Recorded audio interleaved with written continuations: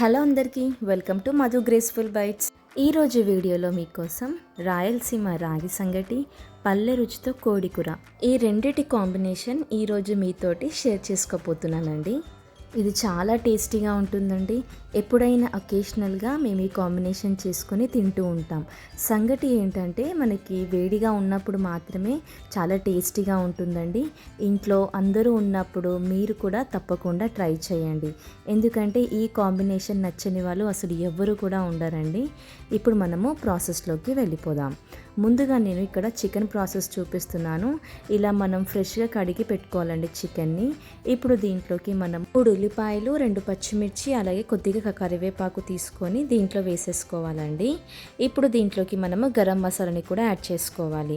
షాజీరా 1/2 tea spoon, 4 లేదా 5 లవంగాలు, 3 ఇలాచి, కొద్దిగా దాల్చిన చెక్క, అలాగే బగారా ఆకుని వేసుకోవాలి. ఇక్కడ నేను 2 టేబుల్ స్పూన్ల వరకు అల్లం వెల్లుల్లి పేస్ట్ వేశాను. అలాగే 1/2 టీ స్పూన్ వరకు పసుపుని వేసుకోవాలి. పసుపు వేసిన తర్వాత మనము ఘాటుకి సరిపడంత కారం వేసుకోవాలండి. నాన్ వెజ్ ఎప్పుడైనా ఘాటుగానే ఉండాలి. ఇక్కడ నేను అలాగే 1 టీ స్పూన్ వరకు ధనియాల పొడి, 1/2 టీ స్పూన్ వరకు జీలకర్ర పొడి వేసుకోవాలి. అలాగే 3 టేబుల్ స్పూన్ల వరకు పెరుగుని కూడా వేసుకోవాలి.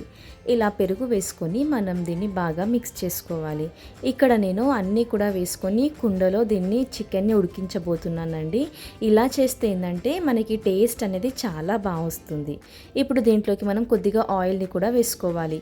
ఆయిల్ వేసుకున్న తర్వాత దీంట్లోకి మనము పుదీనా ఆకు అలాగే కొత్తిమీర వేసుకొని స్టవ్ ఆన్ చేసుకొని కుక్ చేసుకోవాలి. దీన్ని మనము 15 నిమిషాల వరకు మీడియం ఫ్లేమ్ పెట్టుకొని దీన్ని ఉడికించుకోవాలండి.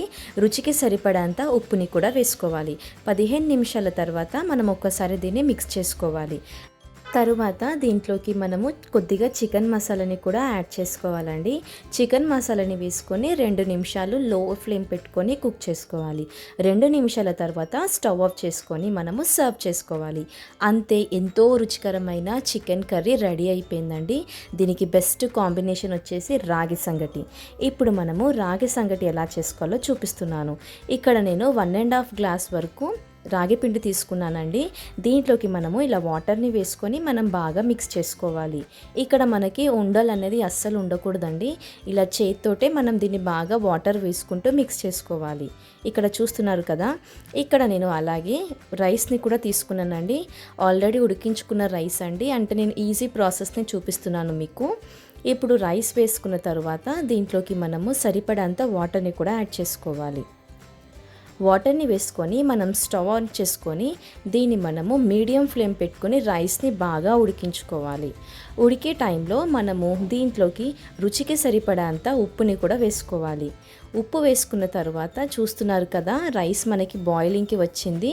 ఇప్పుడు దీంట్లోకి మనం ముందుగా మిక్స్ చేసి పెట్టుకున్న రాగి పిండి ఉంది కదండి, అది దీంట్లో వేసుకొని మనము బాగా మిక్స్ చేసుకోవాలి. రాగి పిండి వేయగానే ఏంటంటే మనకి రైస్ అనేది గట్టిగా అయిపోతుందండి. అప్పుడు దీన్ని మనం కంటిన్యూగా కలుపుతూనే ఉండాలి. చూస్తున్నారు కదా వీడియోలో, ఇలా కలుపుతూ ఉండాలి.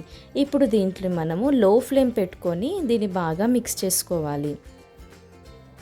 ఇలా మిక్స్ చేసుకున్న తర్వాత మనము స్టవ్ ఆఫ్ చేసేసుకొని మనం దీన్ని మళ్ళీ ఒకసారి కలుపుకోవాలి.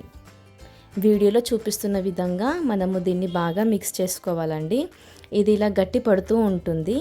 ఇప్పుడు దీంట్లోకి మనం 2 టీ స్పూన్ల వరకు నెయ్యిని వేసుకోవాలండి. నెయ్యి వేయడం వల్ల ఏంటంటే రాగి సంగటి టేస్ట్ అనేది ఇంకా పెరిగిపోతుంది. ఇలా నెయ్యి వేసుకొని మిక్స్ చేసుకొని సర్వ్ చేసుకోవడమే. అంతే అండి, ఎంతో రుచికరమైన రాగి సంగటి చికెన్ కర్రీ రెడీ అయిపోయింది. మనము ముందుగా ప్రిపేర్ చేసుకున్న చికెన్ కర్రీని ఈ వేడి రాగి సంగటిలో వేసుకొని అలా కలుపుతూ తింటూ ఉంటే చాలా రుచిగా ఉంటుందండి. ఈ జన్మకి ఇది చాలు అనిపిస్తుంది. అంత టేస్టీగా ఉంటుంది. ఈ సండే కానీ లేదా మీకు ఎప్పుడు వీలుంటే అప్పుడు తప్పకుండా ట్రై చేయండి. ట్రై చేశాక మీకు ఎలా వచ్చిందో నాకు కామెంట్ చేయడం మాత్రం మర్చిపోకండి. మీకు ఏదైనా కొత్త వంటకం కావాలి అంటే నాకు కామెంట్ బాక్స్లో కామెంట్ చేయండి. లైక్, షేర్ అండ్ సబ్స్క్రైబ్, గంట కొట్టడం మర్చిపోకండి. Bye bye.